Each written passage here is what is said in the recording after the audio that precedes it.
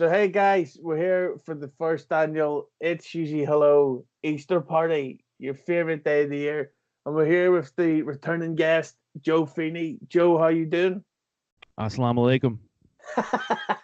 And we got a debut and party guest here, my new best friend, Skip. What's going on? How you doing, buddy? And you've got a podcast yourself. Why don't you give it a shout out for my millions and millions of fans? Yeah, I do a podcast with my buddy Jim. We actually just do live stream on YouTube now. Hate Me Now. So it's youtube.com/hate me now show if you want to check that out ever. And the proper people are not a bunch of fucking snowflakes who are offended by broccoli and sandwiches and haircuts and shit. My show is definitely not for those people, that's for sure. Well, speaking of those people, I think it's a great topic to start off on because if there's one thing about Easter, it's chocolate. Speaking of chocolate, did you say Smollett was recently in the news and he used his government connections to get away with an illegal crime? Do you Allegedly. Oh Yeah. no, he's you know what? I'll hold for that. He's not been convicted yet, although the evidence does seem quite strong. And yeah. Well, to be fair, all there is proof. Oh, I mean, yeah, everything that lines up is totally not in his favor, but when you're speaking technically, it's alleged. Yeah, and I think it's the right choice as a group of white men. Let's talk about Jussie Smollett and the fact that he got off. What was your reaction when you heard that gentleman got away with such an illegal crime? Let's start with you on that one, Skip. I guess I shouldn't have been too surprised because of I don't know how much you keep up with the politics and the climate here in the States, but you know, I'm pretty sure he's a gay black man, right? I know he plays a gay black man on that show Empire, but I'm pretty sure he actually is as well. Yeah, my favorite episode was when his character acted unbelievably smug at a press conference. I think it was called The News. Well, like I said, I can't say I was all that surprised. I was a little irritated. We actually talked about it just this past Sunday on our show as well, briefly, because it infuriates me that there's so much shit that keeps getting pushed and stories that are non-fucking stories that people are worried about. And Jim's always coming on about me, you know, why I don't give a shit about some of the stuff that's going on. And we got into that a little bit, and I was telling him there's too much shit where people give a shit about what so-and-so said. Is it racist? Is it not? Let's talk about it for 6 fucking weeks. Meanwhile, you got somebody who actually abuses the legal system, allegedly, and makes up an entire hate crime, and they throw away the fucking case, and he says, I'm sticking to my story, and everybody's like, oh, checks out, I guess, so we'll move on. Like, what the fuck? That's what I give a shit about. People who are actually wasting time, committing crimes, and nothing's getting done about it. I don't understand why that's not a bigger issue with people, but I guess fuck it, right? Yeah, I think it's kind of funny that you used the term shit getting pushed while talking about Jussie Smollett in jail. So, You're good. Joe, You're good. what's your talk on what was your reaction when you heard that he got away once again with this crime? And do you think that Jussie Smollett will go down in history for the guy that ended the term white privilege? Well, I was surprised actually, only because the Chicago chief of police and all came out so strong against him, and that DA that was supposed to be connected, Kim Fox, supposedly recused herself, and then of course after the charges were dropped, they were like, "Oh, she only meant recused in well, you know, the complete opposite of the definition of the word." So forget all about that. But yeah, I think I don't think it's over.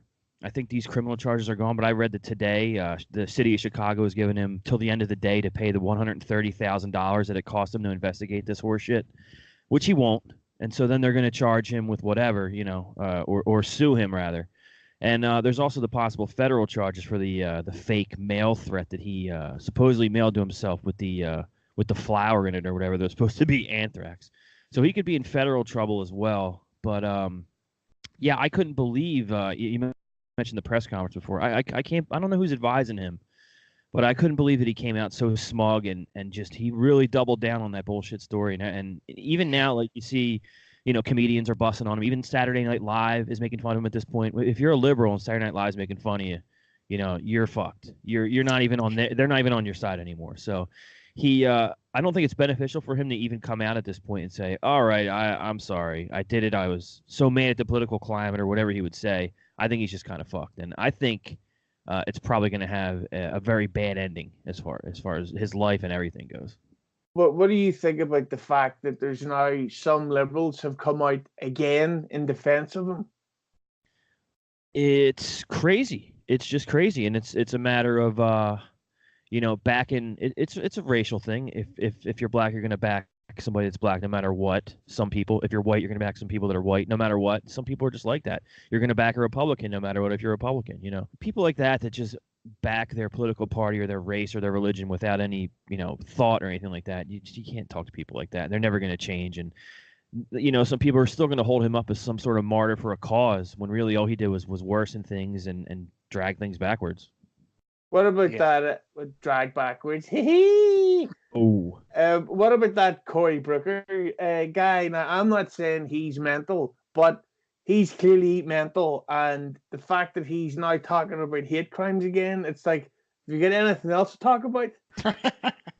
He's got no shot. If I was to name, I was going to say Biden might be their candidate, but who knows anymore. And another thing that they're trying to sweep under the rug. Like, it's not okay if you're a liberal, it's okay. If you're a liberal candidate, it's perfectly fine. He's just very affectionate. He's a very affectionate, warm guy. Yeah, he's very affectionate and warm, massaging the shoulders of 9-year-old girls and shit. That's not creepy or, out of place at all. But everybody, is he doing that stuff to younger girls too? Yeah, you see some clips. There's some really young. There's a really young like redhead white girl that's like. Okay, so problem, and. So here's kind of my I've seen this little bit. I don't really go into it because I don't really give a shit that much about that kind of stuff. But to me, it comes off less of a weird sexual dude kind of thing, and more of just he's an old creepy dude. You know what I mean? Mm. Like, it doesn't come off to me as like because he's doing it so fucking publicly. Yeah. Just like right in your face. I don't think he's like getting his rocks off on the shit. I just think he is it doesn't make it cool, but I think it's just more of a creepy old dude thing and less of a he's getting his rocks off. I don't know. That's just my opinion. And everybody knows that girls don't get hot until they're 10 years old anyway. Some of the stories, though, are from women coming forward and saying, hey, he did this to me backstage before I was going out for a speech, or he did it to me after we were on stage together at a what do you call it?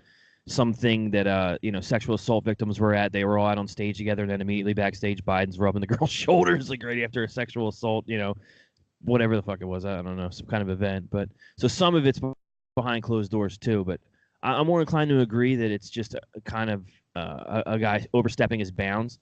But the level of defense of people coming to his defense, it's just, of course, it's Alyssa Milano and whoever. It's like, come on, like you can admit it's a little over the line. Yeah, absolutely.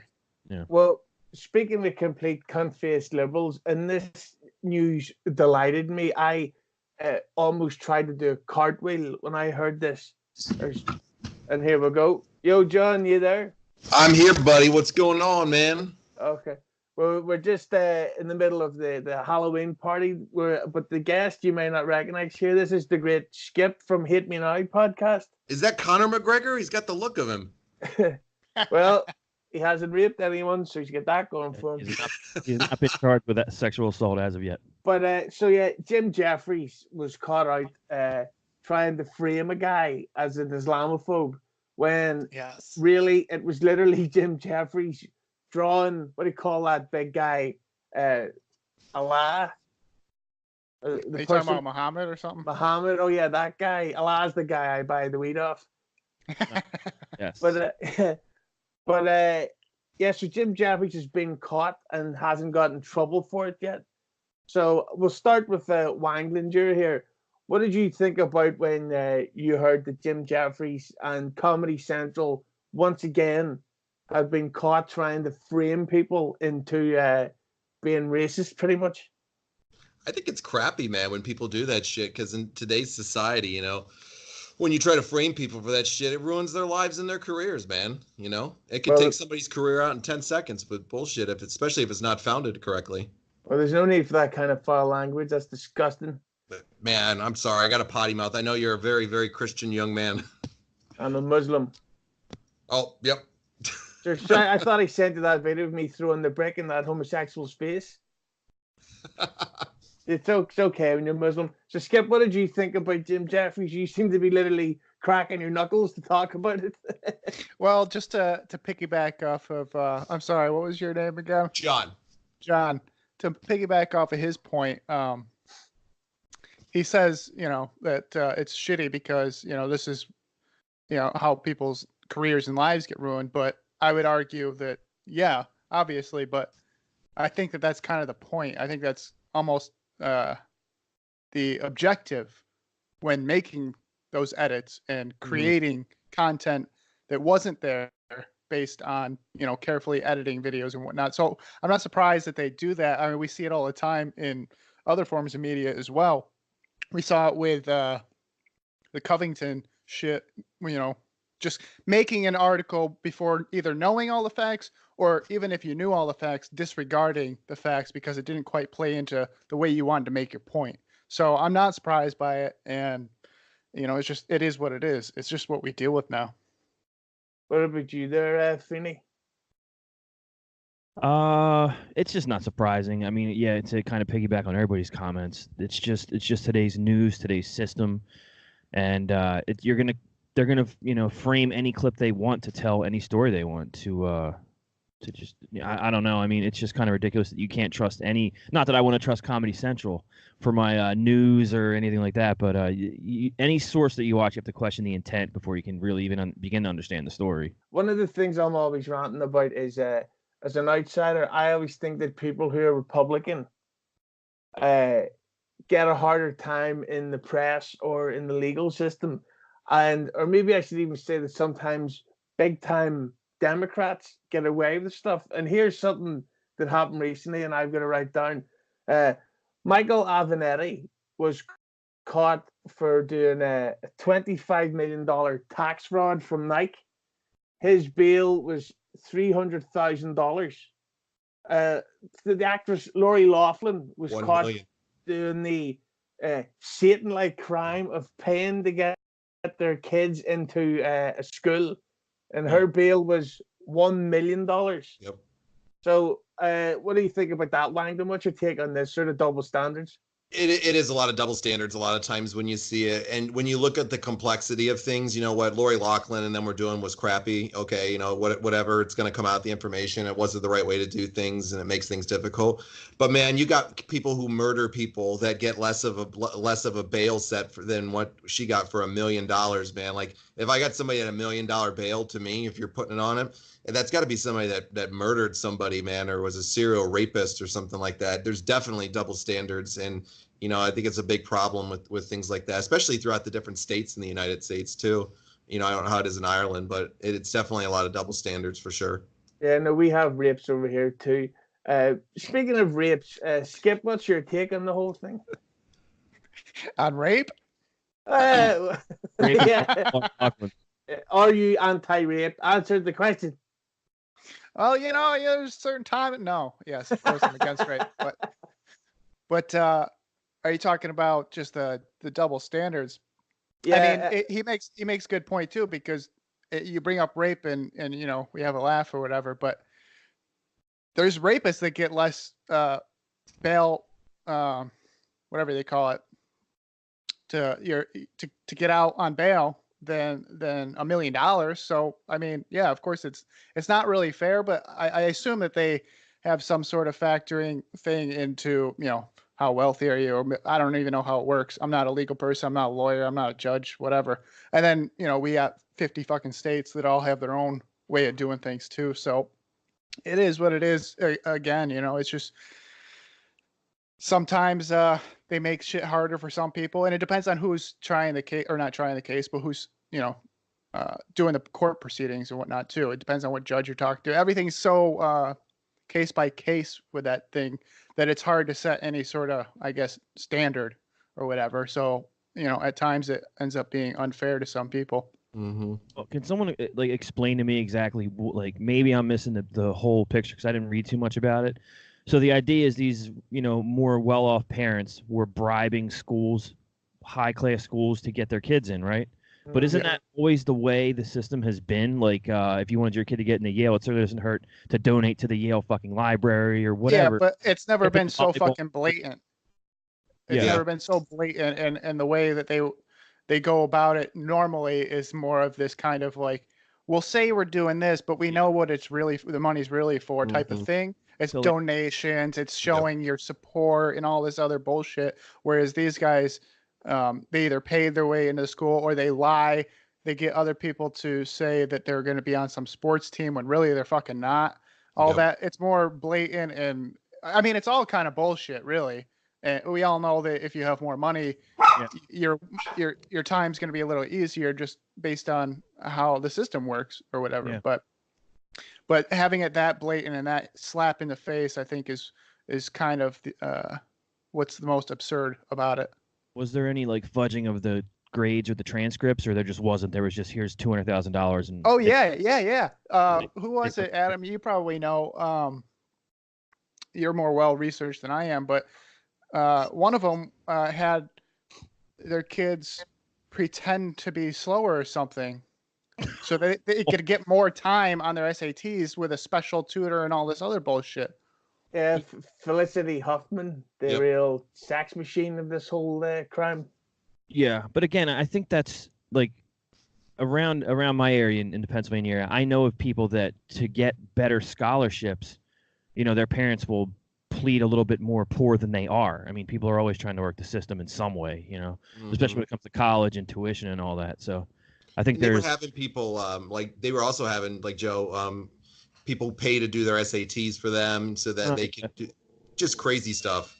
I think it just becomes more annoying to more absurd to people that are on more of a, whether it be working class, blue collar, whatever, more like the normal everyday life type people. It becomes more annoying and egregious to people like us because they already have, an opportunity to be on a better path from the get-go. So to Right. see them then take shortcuts further so is just and that egregious manner is just that much more infuriating, I think. Mm-hmm. plus I think you saw the video of her one daughter that was I think it was Laughlin or Lachlan, however you say her fucking name's daughter, and she was like, yeah, I'm not too interested in the schooling part of it or the classes. I'm more here to party. So, even once you get that leg up or whatever, then you're not even taking advantage of the education that, you've Yeah, cheated but that to. how many fucking college kids is that? It doesn't matter whether you're wealthy or not. I mean, that's, Oh, I was. I yeah, still right, go to exactly. college parties. I So- spent the first month when I first went into college just staying up partying. I don't think I went to hardly any classes. So You guys Yeah. should meet up and go to the cinema and see a movie such as Us. Speaking of Us, that also happens to be the next topic on the list here. So it's come out and it's been a giant hit at the box office, but fair to say it's getting mixed reviews from the people who've actually seen it. So have you guys seen the film Us yet? No. I don't even know what it is. I don't either. What's his name? Jordan Peele. Did Yeah. what was the last movie called? Get Out. Yeah. Skip, did you see Get Out? Is that the one where they brainwash the black people? Yeah. Yeah. Yeah, I actually kind of like that one. I mean, Yeah. I could tell that it was very agenda based, but it was still a really good fucking movie. Otherwise known as the Daily Show. Who didn't know the white girlfriend was gonna be the mastermind? I Like- did not see that coming at all. Really? That's, I was- she's that's gonna- mostly why I loved the movie, because Yeah. at the end of it, I was like, "Oh shit!" Yeah. The heel turn. I haven't seen Us. I was supposed to go see it a couple times. One of my pussy friends bailed out. I'm not gonna name any names, but he's listening. And now I'm just waiting to watch an illegal feed. But I've heard What is it? it's kind of about like evil doppelgangers, I guess, from the trailers anyway. You know what I mean? So Yeah, it's this family gets attacked by a family of lookalikes. Yeah. And that's all I can say without giving anything away. But the thing is, it's not great. But the film came out and it's getting 5-star reviews. It's even already getting spoken about Oscar nominations next year. So the topic I wanted to bring up is the writer-director of the film is a black man. And to me, it seems that if you're a director and you happen to not be one of those crackers, your film instantly is going to get great reviews. Like, I'm a huge superhero fan. Black Panther didn't deserve to get an Oscar nomination. And then same with Spike Lee. Black Klansman was okay. I actually would say it's more shite than good. But what's your take on the fact that in cinema and with people like Jordan Peele, and that it's like you have to like stuff or else you're racist? We'll start with Skip on that one. I mean, it's again, why is this surprising to anybody? We're talking about Hollywood, and all of that shit is all popularity based anyway, and it's who you know, and it's, I mean, most of that shit is pre-decided sometimes before the film's even fucking made what's going to be involved in there, in my opinion. Anyway, I'm not in the inner circle of these halfwits or anything, but I think it's not anything to be that shocked about. Why do you, I don't watch that shit because it's not, none of it's anything that I'm interested in, and it's all just a bunch of people wanking each other fucking off about some bullshit movie they made that I don't give a fuck about. And they already knew they were going to be up there anyway before any of that shit even got started. It's all who you know. It's all the same bullshit. Kind of pretty much the ongoing trend of every topic we've hit on so far in this fucking podcast. It's just who you know, and you know, is it agenda driven enough to where people need to see it and we need to praise you because of that? Why can't it just be like you said, Black Panther was actually, I'm not a superhero movie person. It was a pretty decent movie. Do I think it deserved to be in some award show? I don't know. I guess that's above my pay grade, but I didn't think it was the greatest movie of all time. I just thought, hey, okay, I didn't waste an hour and a half, 2 hours of my life. It was not bad, especially compared to all the other superhero movies that are all kind of cookie cutter. So I don't know. That's just kind of my bullshit opinion. Yeah, what do you think of it there, Finny? Do you think that there's like a Hollywood bias out there? There's a huge liberal bias in Hollywood. I mean, that's yeah. It's like, I mean, come on. It's like Skip said. That goes without saying almost, especially these days. But with Jordan Peele, I mean, I don't know who cuts his trailers, but the trailer for Us was fantastic. The trailer for his other movie was fantastic, and but with Spike Lee, I didn't see Black Klansman, but I can say that I thought Malcolm X was a great movie, and I thought that 25th Hour, if no one's ever seen 25th Hour with Ed Norton and Philip Seymour Hoffman and Barry Pepper, came out in about 2002. The Spike Lee movie based off a book written by a guy named David Benioff, who is now the showrunner for Game of Thrones, which is a big. When I saw that was a big change for me. I was like, Jesus, you wrote 25th Hour, and now you're like helping Game, like two totally different worlds.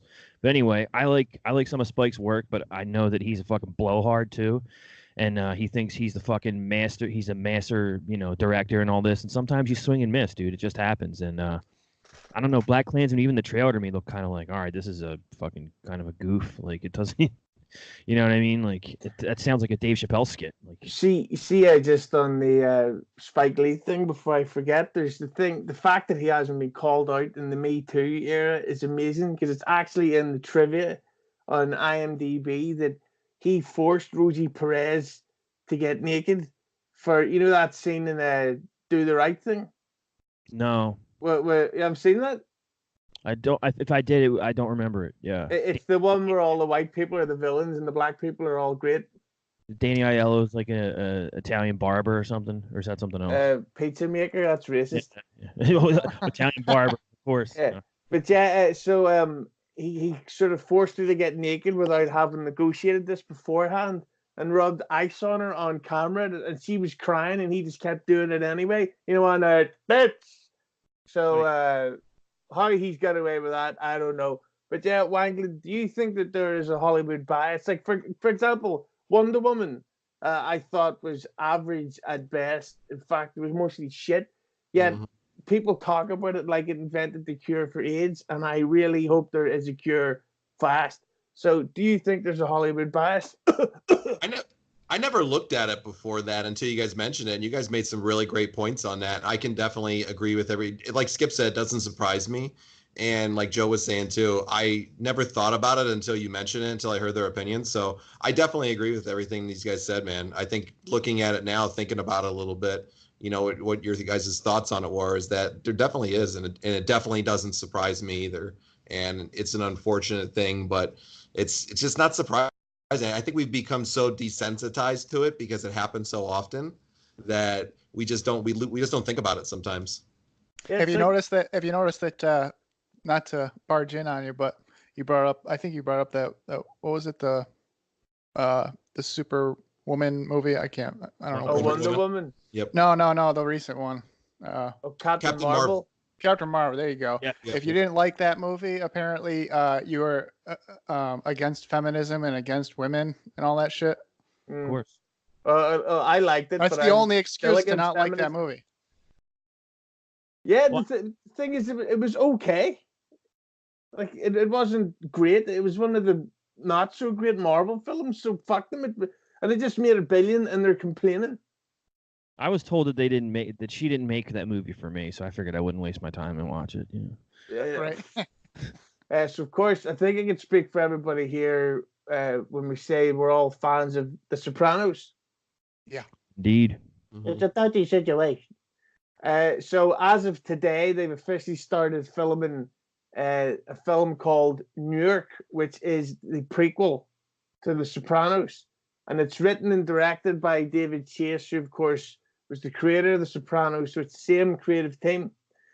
But the big problem and the worry that a lot of people have that's coming is that this Sopranos film, even though it's set in the 60s, about the race riots, and it's got all the characters like Uncle Junior, Tony Soprano's dad, that they're going to make it all politically correct and woke. Because if you look at some of the early episodes of The Sopranos, everyone's a fag. It's like, hey, what are you, some kind of black fag that touches a woman if you don't pick up my pen? You can't say that anymore. So the big fear that a lot of people have is that they're going to do a mafia film in the 60s for social justice warriors. So let's start with Skip. You look like a gangster. Do you think that the new Sopranos film is going to be a true Sopranos film, or is it going to be a load of Lena Dunham shit? I think that's a difficult question to ask, honestly, because on the one hand, you have this like cult like fucking following for people who love The Sopranos, right? And even people who aren't like totally ingrained with it still know what it is. But yeah, you have this cult like following.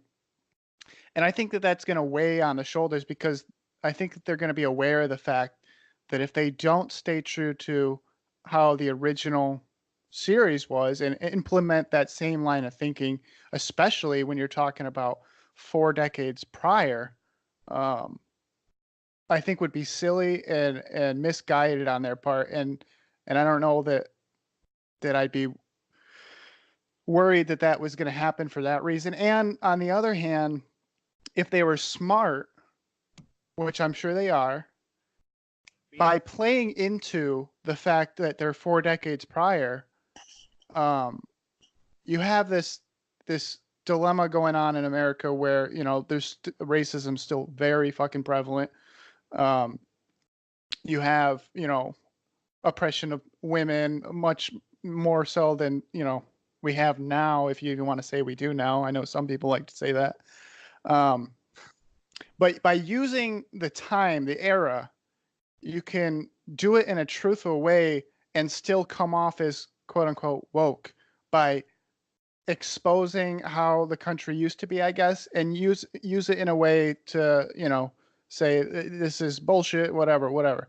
But I think that it'd be a smarter way to do that. And like I said to begin with, just the fact that you're going to upset so many fucking people if you try going on this PC bandwagon, because it's going to come off fake as fuck anyway if you do that. It's just not realistic. And the whole thing that made The Sopranos work in the first place is that it wasn't on regular cable and they could actually talk with real dialect. And you see that going on in some TV and movies now, where you wouldn't have before.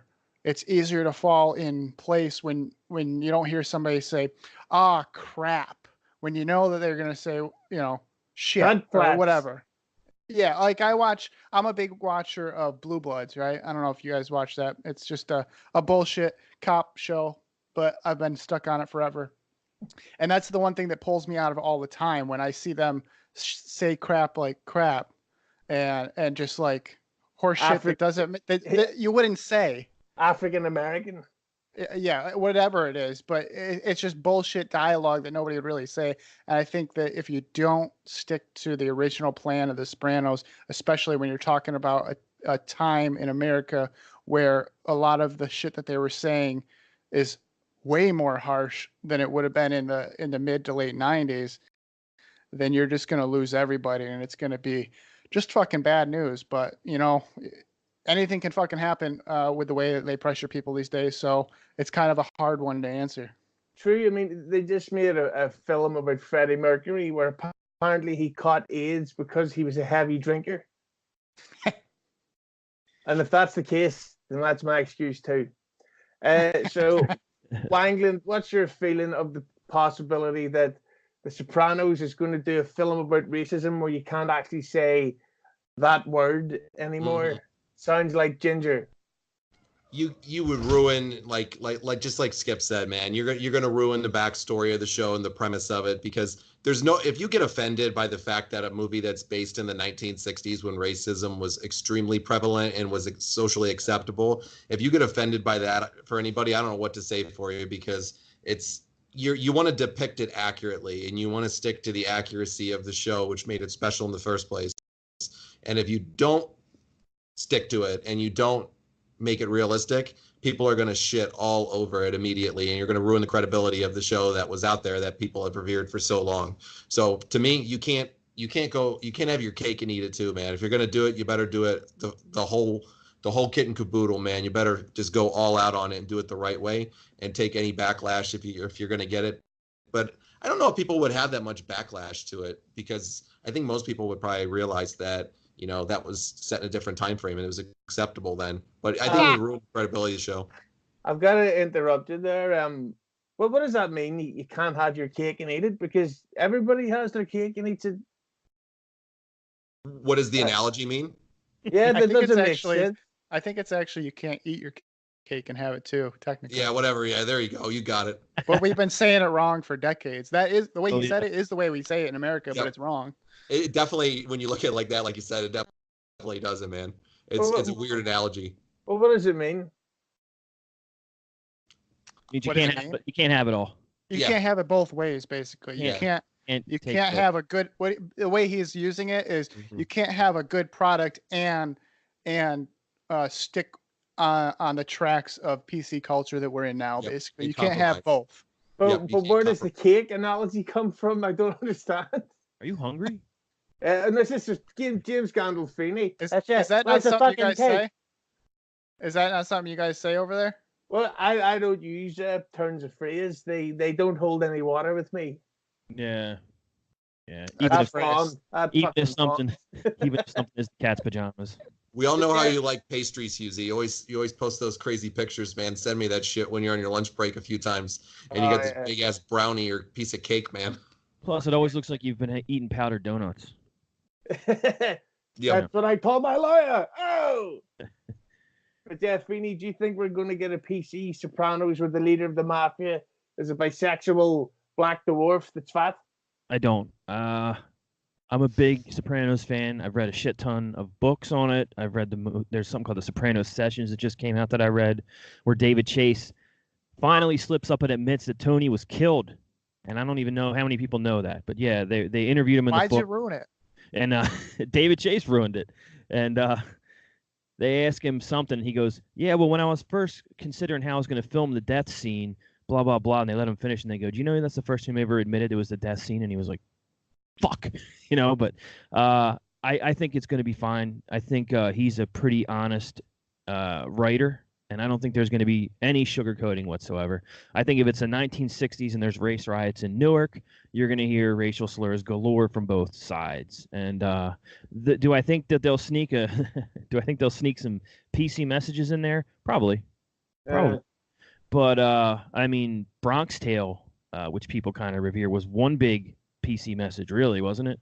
I mean, the Italians that were racist all got their comeuppance. They were all portrayed as jerk-offs, and so it wouldn't be the first time there's a movie that had a mafia movie that had that kind of tinge to it. But I think it'll be fine, and I think it's going to tell a great story, and hopefully we'll get some fucking sweet Easter eggs with characters that only 9 people in the theater are going to remember, and I'm looking forward to it big time because he's a really good writer.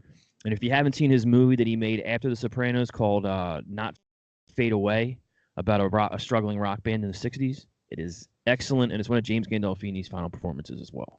Just as we come to the end of the party, and this is the traditional ending of the party, which Skip isn't going to enjoy, but of course we always do this. Langdon, why don't you name a man that you think is attractive? Man, that's a hard one there. I think about it so often, and I think about it when I sleep with my wife at night. I think about which is the most attractive guy out there right now. I'm gonna go with that Juicy Smollett right now. He's kind of it for me. Sorry, Joe, I had to steal your thunder on that one. I'm gonna go with him. He's a hot number, and I hear he puts out. I heard he likes getting choked with Subway sandwiches during snowstorms. Oh, shit. So Skip, name a man that you think is a nice piece of stuff. Oh, man. I don't know that I've had to think about this that often. Oh, wait, yes, I have. Ryan Reynolds. Oh, yeah. Because he's a hot chunk of meat, and he did fucking Deadpool, and he's fucking hilarious. Yeah. I always very important. It's a film he did called Just Friends, which is the most underrated comedy in the history of my life. It's fucking hilarious. And Waiting. And Waiting. And now that we were talking about movies that couldn't, you needed to chill out and PC up, you could never make Waiting these days too, because the whole basis of Ryan Reynolds' character is that he wants to bang the underage girls that work at the restaurant. Like, not only that, but the whole movie, the whole undertone of the movie is them showing their balls to each other. Yeah, and a million gay jokes. Yeah. Yeah, fucking great. I've never seen that one. Wait, watch it. Watch it. Let's end with you talking about an attractive man. See, I always get frozen. I'm like a program that glitches because I just want to say Jake Gyllenhaal every time, but I've already used him. So, oh man, I'm gonna go with the Miz. He has a terrific smile and very nice eyes. Who's the Miz? He's a wrestler. Don't act like you don't know. He was. I don't watch wrestling. See, I don't even know. I don't know if Skip be a Real World guy. Do you remember the guy from the Real World, Mike Mizanin, way back in the day? I watched the Real World. Yeah. Do you remember he called himself the Miz on there too, Mike Mizanin. Maybe if I saw a picture of him. Yeah. Is your computer on there in the background, Skip? The one I'm looking at is. Not this one. I was going to say if you could Google an image of the Miz, we could catch your reaction. But you know what? Never mind. Let me pull it up real quick. I got the one I'm talking to you on. You gotta get a fucking setup like he's got. Like, this is my audio mixing and recording setup. This is my game streaming and podcast setup. Yeah, it's fucking nice. Let me see what this tool looks like. Okay, yeah. Make sure you Google Miz shirtless. They're all shirtless. There we go. Perfect. Yeah, he looks familiar. Yeah. So will we end with a 1, 2, 3, yay Easter, and then that'll be the end of our great party. All right. All right, I'll count it right. Can I say 1, 2, 3, yay, non-denominational holiday? You can do it. Ready, right? 1, 2, 3. Yay. Non-denominational holiday.